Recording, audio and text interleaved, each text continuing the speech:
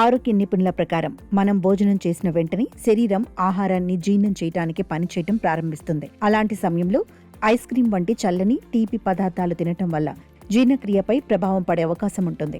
Ice క్రీంలో చక్కెర, కొవ్వు, క్యాలరీలు ఎక్కువగా ఉంటాయి. ఇవి శరీరంలోకి ఒక్కసారిగా చేరటం వల్ల రక్తంలో చక్కెర స్థాయిలు వేగంగా పెరుగుతాయి. కొద్దిసేపు శక్తిగా ఉన్నట్టు అనిపించినా తర్వాత అలసట, బద్ధకం రావచ్చు.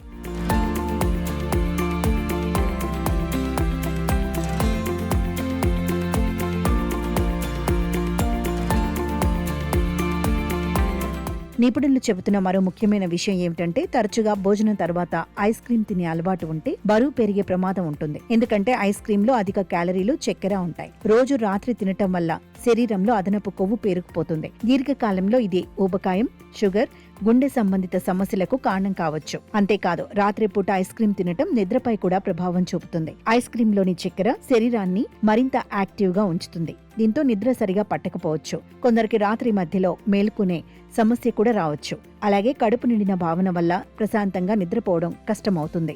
అయితే ఐస్ క్రీం పూర్తిగా మానేయాల్సిన అవసరం లేదని నిపుణులు చెబుతున్నారు. కానీ పరిమితిలో తినటం చాలా ముఖ్యం. చిన్న పరిమాణంలో మాత్రమే తినాలి. తక్కువ చక్కెర ఉన్న లేదా యోగర్ట్ తో తయారైన ఐస్ క్రీం ను ఎంచుకోవటం మంచిది. ముఖ్యంగా నిద్రపోయే ముందు వెంటనే తినకుండా కనీసం 1 లేదా 2 గంటల ముందు తినాలి. ఐస్ క్రీం ను ప్రతిరోజు తినే అలవాటుగా కాకుండా అప్పుడప్పుడు ఆనందంగా తినే ప్రత్యేకమైన విందుగా భావిస్తే ఆరోగ్యానికి పెద్దగా హాని ఉండదు. సరైన పరిమాణం, సరైన సమయం పాటిస్తే ఐస్ క్రీం రుచి కూడా ఆస్వాదించవచ్చు, ఆరోగ్యాన్ని కూడా కాపాడుకోవచ్చు.